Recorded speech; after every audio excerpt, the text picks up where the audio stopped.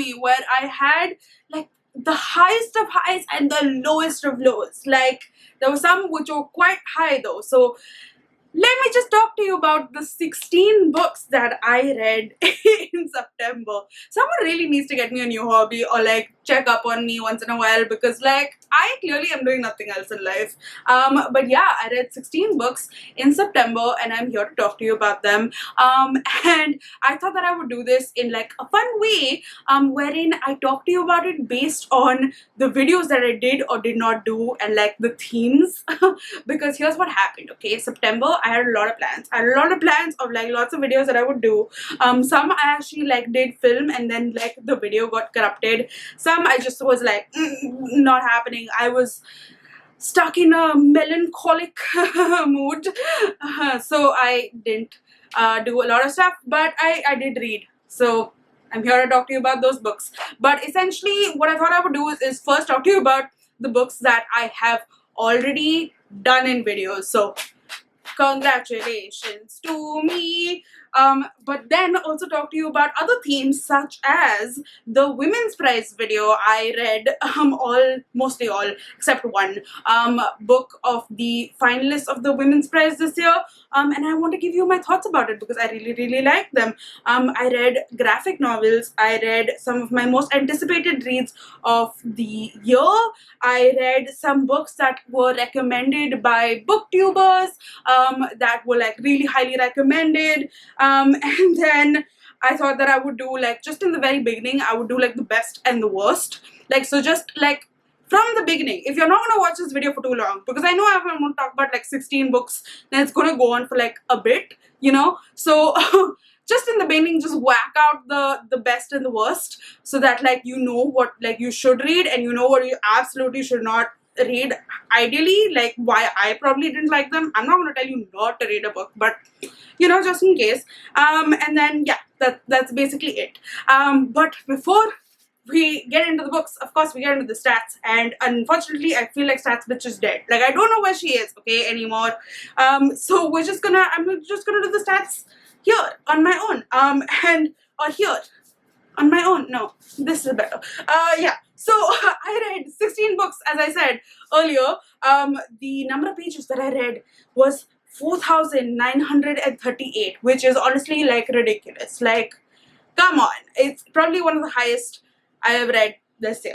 I read 9 genres. I'm not gonna get into like all of them, but you can see most of them here. And I read mostly contemporary and mysteries and thrillers, and then of course historical fiction and short stories, and then graphic novels. You can see the entire thing here, can't you? So yeah, quite a varied bunch. I do have to say that in terms of the Bechdel test, which is one of the things that I track for my books, all of the books that I read this time passed the Bechdel test. So 100% fully passed. That is very good. Congratulations, 16 books. Very good, very good. And then in terms of star ratings, yes, star ratings, I have 2 5 stars, 4 4.5 stars, 6 4 stars. Ridiculous. Come on. 1 3.5 star, 1 3 star, 1 2 star, and 1 1.1 star. So clearly, as I said, some of the highest of the highs and like the lowest of the lows. So let's just get into it. So the first theme of books that I want to cover is going to be books that I actually featured in my videos because like I don't want to talk to them about them too much, but just redirect you to those videos because I speak about them in greater detail, and also I want the views. But the first one is Beautiful World, Where Are You by Sally Rooney.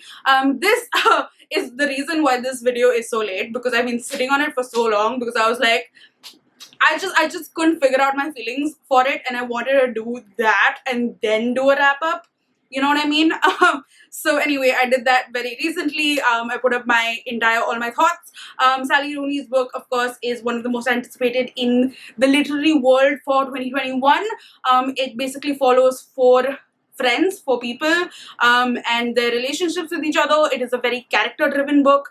It is very millennial, uh, and I really liked it. I thought that it was really well done. I thought it was very atmospheric, well written. I do see, however, why people will not like it at all, and I've spoken about all of those thoughts in that video. I also addressed some of your questions about Sally Rooney in the book, so check it out, because I think I did pretty decent for a unplanned video. The next book, however, that I want to talk to you about is a book that I read for my fun, lighthearted thrillers, which honestly is like the best video that I did, because I did it when I was feeling sick, and like it was the best sort of like books to read when you're feeling sick, fun, lighthearted thrillers. But the book that I read was Finlay Donovan is Killing It by Elle Cosimano something, and this is really cute. It's basically about this lady who is about like 30-ish years old, I guess, and she's a young divorcee who has 2 kids, and she's a writer. So essentially she goes to meet her agent at like a Panera, which is sort of like a Subway of sorts, and she over there is telling her agent about like the plot of one of her books, which is like a murder sort of thing, and this lady overhears her and thinks that she is a hired hitman. So then she gets in touch with this writer, this lady, and Finlay Donovan, and says, hey, can you kill my husband for me? I will pay you $50,000. And Finlay Donovan is going through it with she needs money, and then what follow are a lot of like hijinks and and situations which are quite funny and interesting, and yeah, I really like this one. I didn't think that it was like, oh my god, amazing, genius, whatever, but I thought that it was really cute, and it like fulfilled the need that I had, which was of a cute, lighthearted thriller. And yeah, I would give this like a 4-star. I think I gave it a 4-star. Yeah. Didn't quite like the characterizations. I thought they fell a little flat, and like obviously there were a sort, like, you will see, just see that goddamn vlog, okay? Like, it's a really fun one. Jesus. The next theme is going to be the best and the worst. So I thought that I would first start off with the worst, and I think the worst book that I have read, maybe this year, I don't know, is going to be An Emotion of Great Delight by Tahereh Mafi. Now, this is a book that I went in with good expectations because the concept sounded really great. Tahereh Mafi is known to be like a young adult author, but her previous book, which was also young adult, was hailed by a lot of people. I think it was called Large Expansive Sea or something like that. And this one, just like the concept sounded really good. It's basically about this young Muslim girl in the US right after like 9/11 in 2003, is basically like right when like the Iraq war kind of started, when America went to war with Iraq. And it's about her, and like her brother has just died, and her father is sick, and she's just grappling with a lot of emotions and trying to like just figure out life and all of that sort of stuff. And there's also like a love story and all of that, and I was just like looking forward to reading that. I just thought that like the premise just sounded really good, but holy shit, it was not good. I don't know how to say it, but it was really not good. It was just the most over the top writing. The logically just did not make sense. The writing, as I have said earlier, just completely put me off. The characters, just everything, just like it was just so stilted in terms of like going from one thing to another thing to another thing, but like I don't know, it just was not good. It felt like it was written by like a 14-year-old on a fan fiction site almost, because it just had that sort of like over the topness and like trying to be literary when like, you know, like he's like, oh my god, I'm a great artist, but like these are the sort of lines, right? I think I did like 94 like highlights within my Kindle copy, but some of the highlights were things like and this was I think on like page 1, which was lightning tore the sky into 2 and I shivered jerkily as if electrocuted. What? And she would keep saying the same thing like over and over, like just like drill it down, just be like, I swallowed. Be like, I cried while reading. Anyway, yeah, it was just not great. I didn't like it. And let's move on to another book that I had great hopes for that I also did not like. I gave, so this last book I gave a 1.5 star to. And the next one I gave 2 stars to, just because like it wasn't the worst writing on the face of the earth, but I did not like it. And that is It Happened One Summer by Tessa Bailey. And this is a book that I was really looking forward to because it was pitched to me as Alexis from Schitt's Creek, but like her sort of story, and like her being the main character of the story. But Alexis would never. Alright, like I'm sorry, Alexis would absolutely never. Please do not compare the main character to Alexis. Just ew. So essentially this book is about this it girl who gets banished to her father's, like, who was a fisherman who died, his like town, which she hasn't been to since she was like 2 years old or whatever, and like her stepfather banishes her because she did like some not so great things and got herself into trouble. So she's supposed to be there for 3 months. That's like her punishment, of sorts. And over there she meets this fisherman who is tall and brooding and, you know, all of the things that are not her. So it's like sunshine and grumpy sort of like relations, and like she's trying to like come into her own, and but she's actually a really nice person and like all of that sort of stuff. And I get it, but like I cringed at the writing just so much. Like I don't know, like I don't like to be called honey when there's sexual stuff happening. Like honey feels like a thing that like you say over breakfast, like, you know, like honey where the keys, honey where, you don't do it during sexy time, at least like that's not really my thing. And then the guy was all like, you're mine, and like very like, you know, like you're my thing and I possess you, and I was just like, Jesus. And it just felt very like as like it just didn't feel very believable as like a relationship and how it panned out and all of that sort of stuff. And I was just stuck on like Alexis also, so maybe a lot of people who liked it weren't thinking of that. I don't know, I just didn't like it. I should have DNF'd it like a long time back, but I did not. So I gave this one 2 stars because the writing wasn't terrible, but I also hated it with all of my heart. So what do I tell you? But on to a book that I actually really liked, and that is Mary Jane by Jessica Anya Blau, I think that's what her name is. If that is wrong, I apologize. But this is a book that I really liked. I thought that it was just adorable.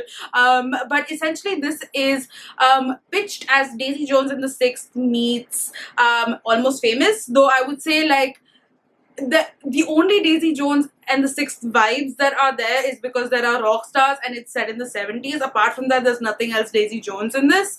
However, Almost Famous, if you've seen the movie from like 2000, I think, then like those vibes sort of match. But yeah, this is essentially about Mary Jane, who is like a 13-14-year-old kid in the 70s, and she, during her summer vacation, is set to be like a nanny for this 5-6-year-old girl called Izzy Cone. For like, they are basically new to the neighborhood.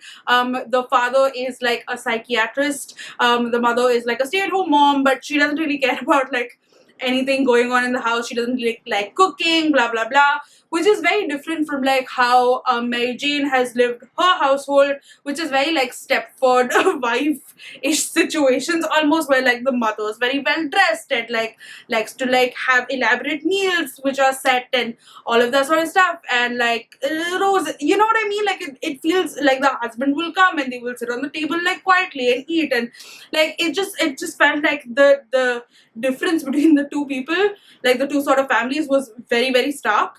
which like I almost wish like that's my one and only thing where I feel like I wish like it was just a little more nuanced, and it just didn't feel like complete opposites. But yeah, essentially she starts babysitting Izzy, and starts taking care of the family and all of that sort of stuff. But also what happens is that within a few days, the doctor says that he is going to have a very high profile guest who's going to be joining them, and that is a huge rock star with his like a supermodel, not supermodel, like a superstar actress wife. They are going to come in and it's going to be like all hush hush. They don't want like anyone else to know because he is helping the rock star with his like addiction, and like this is like drug addiction and just like a lot of other addictions that this guy is going through. And yeah, that's basically what then follows is Mary Jane interacting not only with the Coens and their family but also with like this rock star and this huge actress.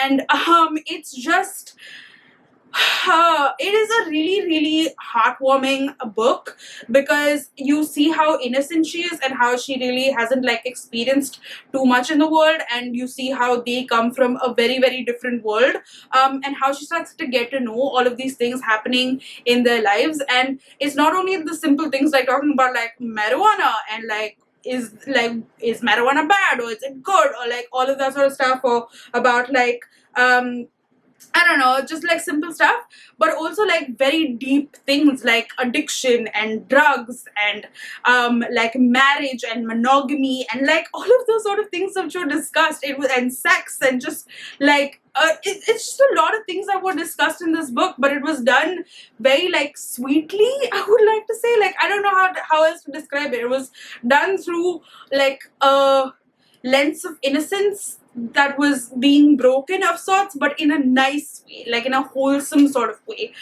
So I really appreciated that, and I really loved the relationships that everyone shared. I really loved Izzy as a character. I loved the rock star person as well as the wife, and how Mary Jane and how their relationship worked. It just was just so sweet and cute and wholesome, that I gave this a 5-star.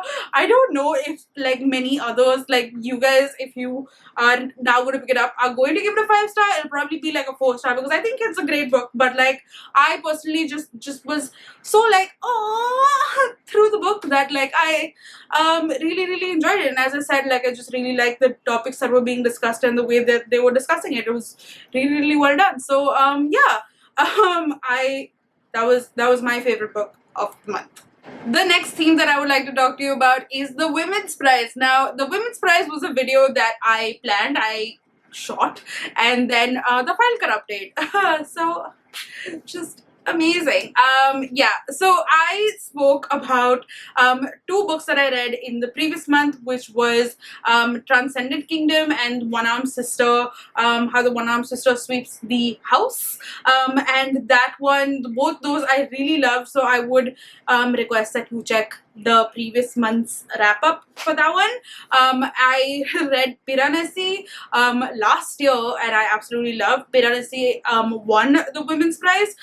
It was also featured in my best of 2020 list, so like and then the other 2 books that I read this month were The Vanishing Half and No One Is Talking About This. I did not end up reading Unsettled Ground, but I do have it, so maybe I will read it at some point of time. But I am going to talk to you about the 2 books, which are Vanishing Half and No One Is Talking About This. So let's talk about No One Is Talking About This, because this is a book that everyone is talking about because it was shortlisted not only for the Women's Prize but also is now shortlisted for the Booker, and a lot of people have a lot of thoughts about this one, because people actually like don't really like this book as much, and I don't know, I kind of like appreciated it. I saw what it was doing and I liked what it was doing. I thought that it was very smart. But first let me tell you what it's about. It's essentially about this woman who is like just very addicted to the internet, and we basically get to see like vignettes of her life. It is very like short little like interspersing like scenes from her life that she talks about in this very like witty sort of way. It almost feels like a very large tweet that she's like puts just like from one thing to the other.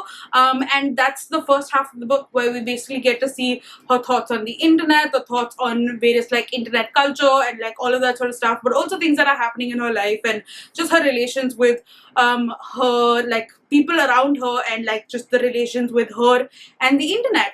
And I thought it was really smart and really funny, but I also feel like it would be funny and interesting to the people who are associated with that like sort of pop culture. So like people who understand those jokes will like appreciate it more.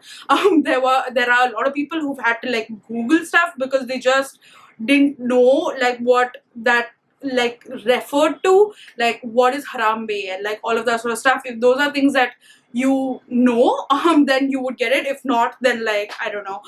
So yeah, so I feel like that's one of the disconnects that remain with this book. But the second part of the book, it goes into a completely different thing, where there's something that happens within her family, and it's a huge like medical thing, and she's really like involved in it, and she moves away from the internet, and this thing just sort of takes over her life, and she starts questioning like what are the things that like really matter, and why is that this being such a huge part about her life, why is no one talking about this, and why is this not being a thing, and is this something that she actually wants to talk about and wants to share?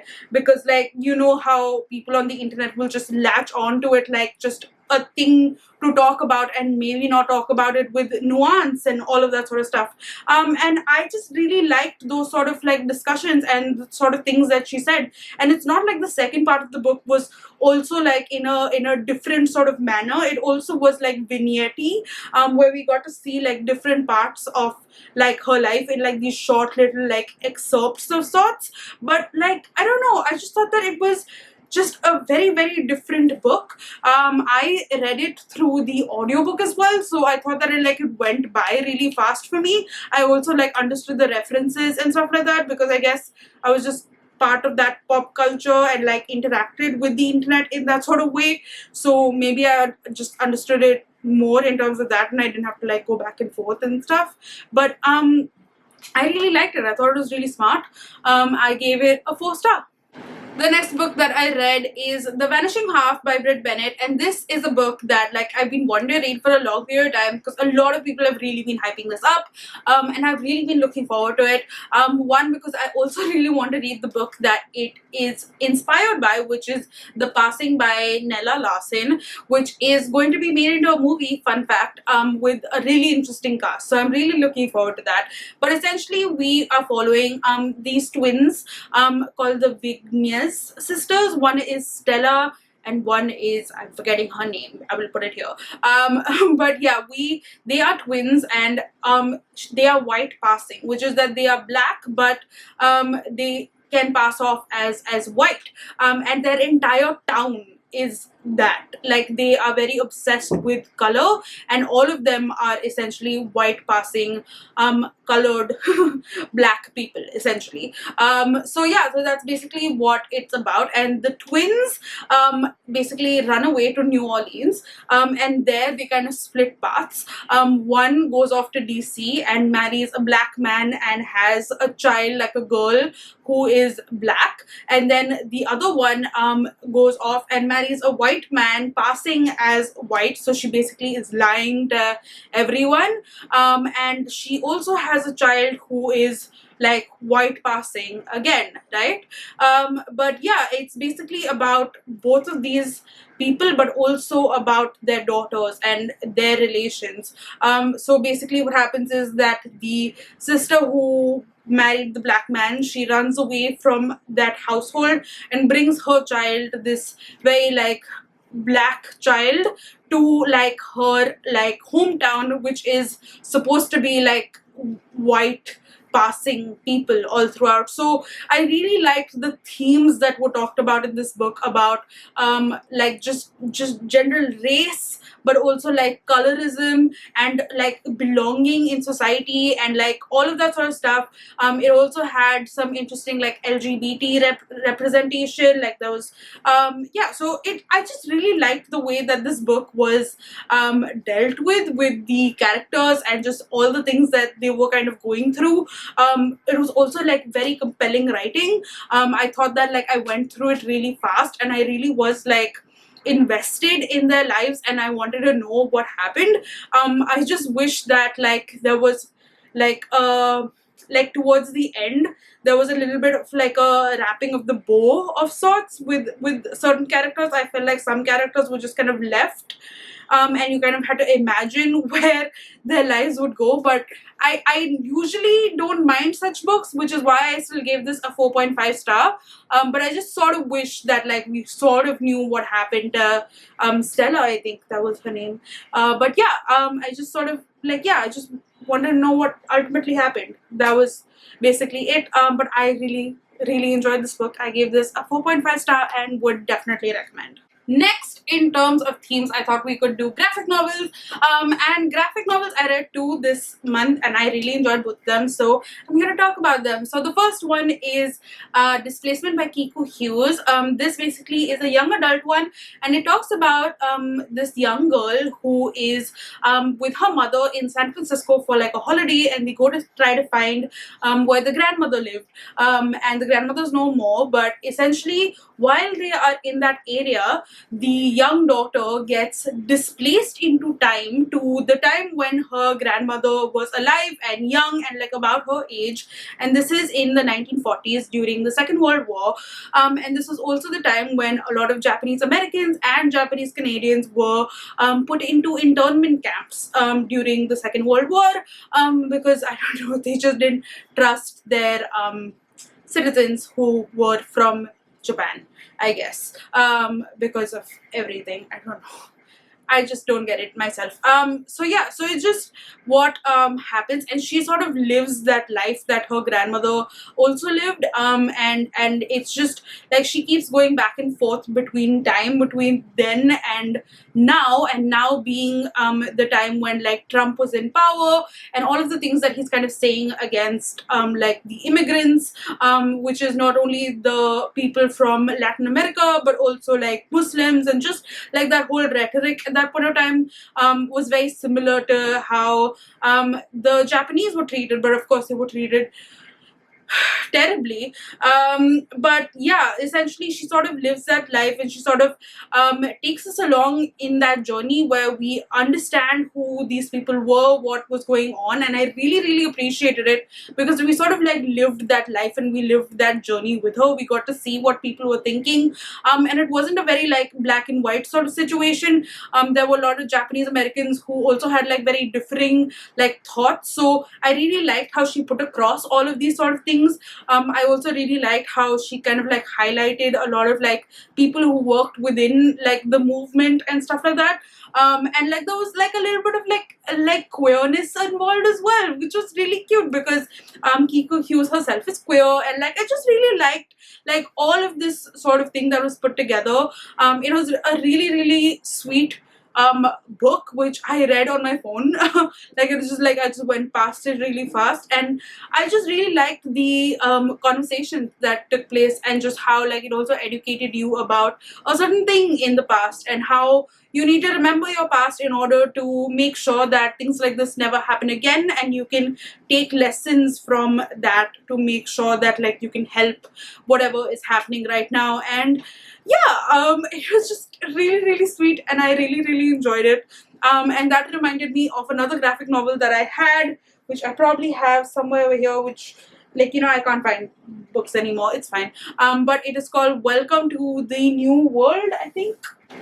Yes, it is called Welcome to the New World. And this is basically about a Syrian family who has immigrated from Syria to the US, and how that sort of experience was. So from what I have understood is that the graphic novelists, like the comic artists, they were New Yorker like commissioned by the New Yorker to basically put up a comic strip every like week or fortnight or something like that to talk about this family's experience, and then they just sort of compiled that over the years or like weeks or months and all of that sort of stuff, and put that into and made this into a book. And because of all of the things that they did with the New Yorker in terms of this comic strip, they won a Pulitzer, and it is very well deserved, because it really just shows you like the reality of the situation, of like the fear of the everyday things that were happening to these people, and what they were kind of going through and what they were thinking, and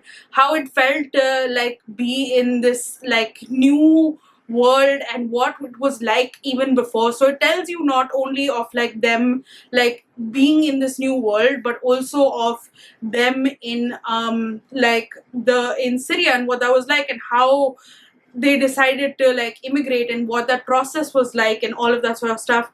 And also like they moved during the time that Trump was elected to become president. So like, you know, initially he had stopped people from Syria to come in, and it was that whole like conversation. So like you see like the patriarch of the family of sorts, like the father, like being really worried about his mother who he left behind, who he thought would like join him later, and it's just like a whole thing. It's really like heartbreaking. I really enjoyed it, though I did think that it was a little like disconnected of sorts. I kind of wish there was like more of a plot, but like it was just life. Like you can't really expect that much, but I really enjoyed it. I would like definitely recommend. It was really good. I gave it a 4-star. The next topic or theme is books that were one of my most anticipated books of 2021 that I ultimately read this month. And the first one that I would like to talk about is a book that like pleasantly surprised me, and that is The Witch's Heart by Genevieve Gornichec.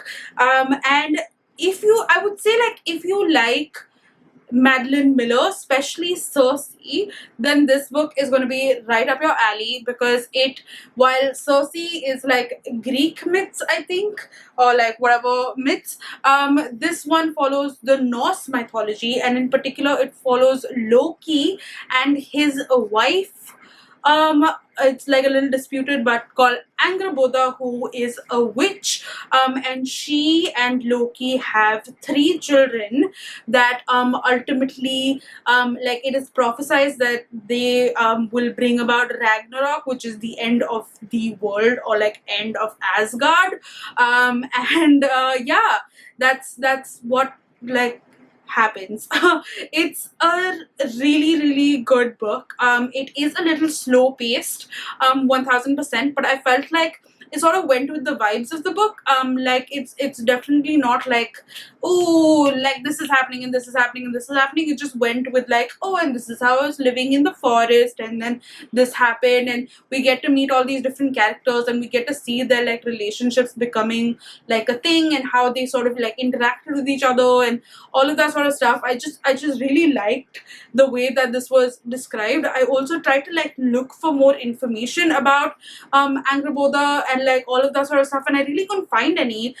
So I'm really glad that like this is a book that is written about her, because like it feels like in the same vein as Circe, right, which is like a character that is not very well looked upon, is finally given like a different sort of story, and like a redeeming sort of arc of sorts, like a woman who was ostracized, who is given this story, and we finally get to hear of her story, which I really appreciated. And of course there's Loki. And if you are a Tom Hiddleston fan like me, then well, you know, it was just good to see that in like, and Loki as a character in a book, and he is a little different from like the Marvel Cinematic Universe.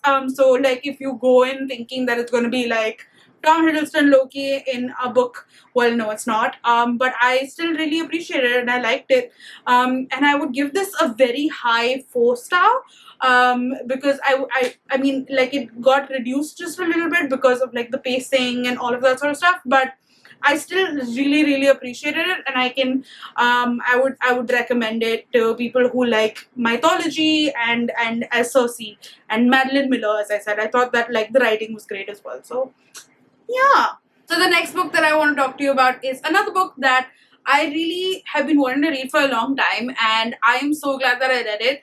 And it is Detransition Baby by Torrey Peters. Now this book is, I think, again also has been longlisted for the Women's Prize, and I'm so glad that it is because Torrey Peters is trans, and I just really appreciated this book in terms of just how aware it made me of like the trans experience and what that's like and what that might be like for people. So essentially, we are following three people in this book. The first one is Ames or Amy. Now Ames was previously Amy, but she then like detransitioned and became Ames again, and he now has a relationship with a person who he works with, basically his boss, called Katrina, and he accidentally gets Katrina pregnant. So Ames gets Katrina pregnant, and he didn't quite think that this was possible because like just with all the like what's the opposite of testosterone, you know what I mean, estrogen, yeah, like all of the stuff that he was taking, he didn't think that it would be possible for him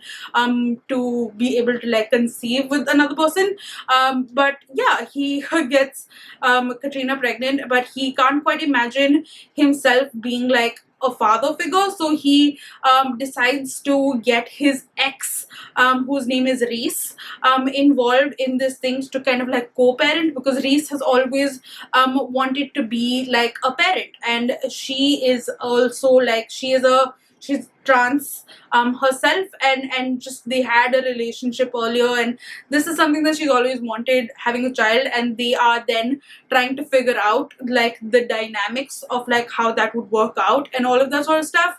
But while all of this is happening, you also get to see like the history of Reese and the history of Ames and Amy and their relationship, and just like how that sort of worked out and how things are currently. And detransitioning in general is a very like taboo subject within the queer community, because that's not something that like it's very well looked upon, so that's something that's also discussed, but you also get to see the reasons as to why, and I just really liked that whole conversation. It felt like very like eye-opening, and I feel like this is a book that you should read if you're trying to understand more about like the trans experience and what that might be like, and just to have more discussions and conversations, because one, this book discusses a lot with regards to that, but also two, I feel like you may have a lot of like questions post that, and you'd want to like know more about this experience. So I feel like it's really good, but also like I feel like this book is really well written. There were just like a lot of scenes that were just very like a gut punch, but also scenes that were just very witty and like fun. So it was just like a mix of all sort of things, and also this is a book that I think I gave like on the higher end of a 4-star as well, because like I again really appreciated it, and would recommend it, though like it did fall short in certain criterias, like maybe like pacing and plot and characterizations, not so much, but like yeah, that's basically where it fell short. I also didn't I don't know, maybe I'm figuring out this month. I feel like just this month, because normally I'm okay with like endings being vague, but this month I think I was just a little irritated by vague endings. So yeah, just I think that was one of the other reasons why I didn't quite like give this a higher rating, but I still would like highly recommend this book. Definitely check it out. And then the last book that I want to talk in this theme is a book that sort of disappointed me a teensy bit, and that is A Lesson in Vengeance by Victoria Lee. This is also a book by a trans author, so yay for just covering the gamut of people and like all of that sort of stuff, you know what I mean. But yeah, I really wanted to like this book. It's basically a dark academia book, like truly in terms of like, if you want a dark academia book just in terms of vibes and like atmosphere and aesthetics, then this is it, because essentially we are following this girl who is in part of this very, very elite school. It's where like all the rich people go to, and like they all have like their own houses, like, you know, like within the thing as well. So like she's part of the most elite house, but she had taken a gap year because her girlfriend of like died slash was like killed in the previous year, so she took a gap year and is now back. And like obviously there are lots of like conversations and people and all of that. And then now there's a new person who joined in school, and she is like a Pulitzer winner. She's like said to be like this child prodigy writer, and then it's about how their relationship sort of like takes place, and it's sort of a weird one, but it has a lot of like occult sort of stuff where like there's like witchy things, and we're like questioning whether like this is actually like the machinations of like something that might be in the air in terms of like, oh, like is it a ghost, is something haunting this thing. And like I just thought that it was really, really smartly done, but ultimately I didn't like the way that it ended. So I think that vibes and plot of sorts, like just like the idea of it was just excellent, like superb, but I feel like the execution towards the end and just the way things panned out didn't quite work for me. So I gave this a 3.5, but I would definitely recommend, as I said, for all of those things that I mentioned, and I look forward to reading more from this author because like so good. Alright, we're on the last thematic thing, and this is books that were recommended to me through like Bookstagram or like Booktube and just all of that, like just stuff that I'd heard on the internet, and I really wanted to read because of that. And one of the books that I read and loved so much is An Elderly Lady's Up to No Good by Helene Tursten, and Tursten, I don't know how to say Swedish. What is wrong with this? Swedish, not Swedish.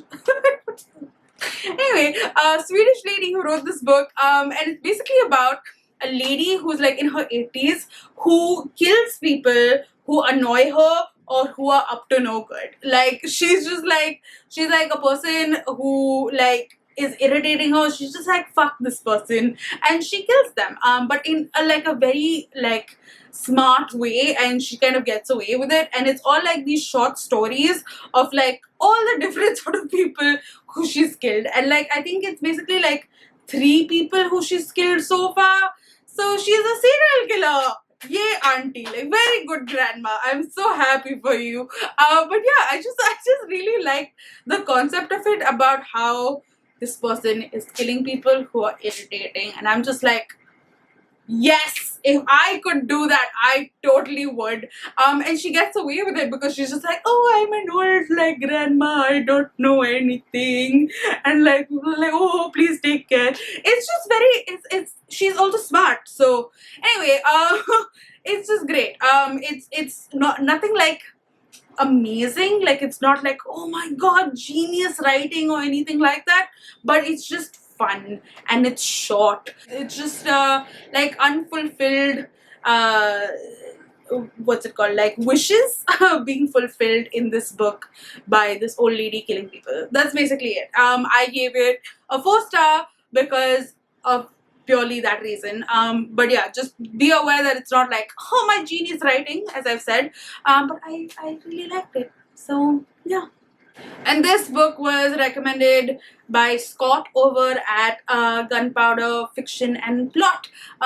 They are awesome. Please check them out. The next book that I want to talk about is a book called The Good Girl Guide to Murder by Holly Jackson. Now, this is a book that I've been wanting to read for a really long time because everyone on the internet absolutely loves this, and it is like an absolute fan favorite, and I can see why. This one I gave a 4.5 star, and essentially what we are doing is we are following this girl called Pippa who is in school, and she has like this assignment in school where you can like do whatever, and she wants to do this journalism sort of thing where she is trying to uncover or like basically cover this one case, which is where this girl went missing, presumably murdered, and yeah, she thinks that like the person who was said to be the killer is wrongly accused, and the guy who is said to be wrongly accused is Indian, by the way. So I was like, oh my god. So I was very happy to see like an Indian character like being in it, because how she goes about it is that essentially she gets in touch with the family, and she gets in touch with the brother of the guy who apparently murdered this girl, and the guy's name is Ravi, and it's just like I just really liked their sort of relationship. I also just really liked the way like there were so many like twists and turns in this book. There were just like a lot of things that were like happening, and we were discovering new things along the way, and I just really liked how like you were constantly just like, oh, this is happening and this is happening and this is what we found out now, and you're trying to like also put things together as things are going on, and there are always like some red herrings, which I thought were really smart, which I think like is good with a thriller book where you're just like trying to figure things out, or a mystery book where you're trying to figure things out. And yeah, so I really appreciated it in terms of that. I also thought that I listened to parts of it on audiobook, and like she has like diary entries, and she has like phone calls with people and stuff like that, and those phone calls like sound like actual phone calls where you get to hear someone pick up the phone and all of that sort of stuff. So I felt like that whole experience was really well done and very immersive. So I would definitely recommend. I felt like as a person who's like slightly older, not really young adult anymore, I thought that it was sorry, my battery, like, not the battery, the card said it was too full, because apparently I've been talking on for too long. But anyway, I was saying that it was very enjoyable, and for a person who is my age, but I feel like it would be doubly enjoyable for a person who is younger. It felt very like for the people who are slightly older, it felt very like Nancy Drew, but like in current day and age. So I really appreciate it. I thought it was really, really nice, and I enjoyed my journey reading this one. Would definitely want to continue with the series. So if you guys want to buy me the books, the wish list is in my like description, you know. Another thriller that I read that I really enjoyed is No Exit by Taylor Adams. And this is a book that, again, a lot of people have really liked. So Ali from Mrs. Dunn Reads, or like Megan from Megan Likes Books, Reads Books. You know who I mean. I will tag them down below in case you don't know them and like want to follow them. But yeah, I really enjoyed this one as well. This was a wild ride. Essentially, we are following this girl who is driving back to her hometown, and there's like this blizzard of sorts, so she kind of has to like stop at this rest stop because like she's snowed in, and when she is getting out of the car, she notices that in another car there is a young girl in a cage and there are only like 4 other people in the rest stop. So she's like, one of these people are psycho enough to have a girl in a cage. So like, come on. It's just wild. Like there are a lot of like like there were certain things that I guessed, but there were certain things that I did not guess, and I was just like, what is happening? And it's just a wild ride. This book is going to be made into a movie, and it was just like, it's just constant like, there's a like, it takes you maybe like just a little bit to get into it, but as soon as like you're in it, you're just like, wait, what is happening? Because it's just one after the other, and I was like, yo, this girl has mad guts. Like I don't know, I feel like, you know, like if I was ever in a situation like this, I would just be like, that's it, just fine, just kill me now, it's all good. Like I just don't want to deal with all of this shit. Like I just don't want to deal with like the heartache. Just fucking kill me now. Like that's, but like this one was just like trying to figure out a way to survive, and like it was so good in terms of like all of that. So like I would definitely recommend it in terms of like a fast-paced sort of like thing. And I'm really excited about the movie that's gonna come out. There are lots of movies that are gonna come out like in the upcoming year that I'm super excited about. But yeah, this one was really great as well. I gave this a 4.5 star. Like a lower end of a 4.5 star though, but like still I really enjoyed this one. Definitely recommend as like one of those I want to get back into reading and I just want a nice like quick thing that will keep me on my toes sort of situation. You know what I mean? The last book that I want to talk to you about is a short story collection which was sort of like a horror-ish short story collection which is translated from Spanish to English, and this is The Dangers of Smoking in Bed. And to be honest, this is a book that I was attracted to because the cover just looks gorgeous, and both of the covers. So I will show you both of them. This is one and this is the other one, and both of them was just like, oh. But yeah, anyway, I read this book, and first of all, I have to say, if you are a little squeamish, don't read this book because it has like, it's not like gore, but it's like a little disgusting. There was a lot of like excrement that was discussed in this book and that were described in this book, at least in the first few chapters, like first few short stories, and I was like, interesting choice there. The first one especially was like really weird, and then the weirdness just sort of continued. It was just like but yeah, I mean, there was some, of course, with short story collections, there are some that worked really well, some that just didn't really hit the mark. So for me, I think I liked the one that was the longest the most, which is Kids Who Came Back. It was really freaky. It was about 50 pages and I was really freaked out by it. So there was that one. And then I think another one that I really liked is Our Lady of the Quarry, and I've written over here, I said literal short story version of Jealousy by Olivia Rodrigo. So if you know the song by Olivia Rodrigo, this felt like a short story version of that. And it was like some unhinged shit, which is what I've also written.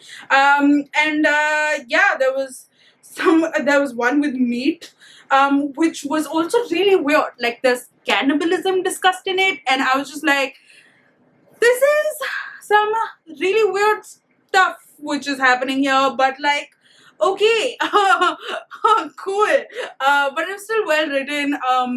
So I gave this a 3-star because it was a little all over the place in terms of like the short stories, but there was some that like are going to stay with me for a long time, especially ones that I've given like lower ratings. Like there was this one which was called, wait, I will tell you, it's called Where Are You, Dear Heart, which was just really weird to me.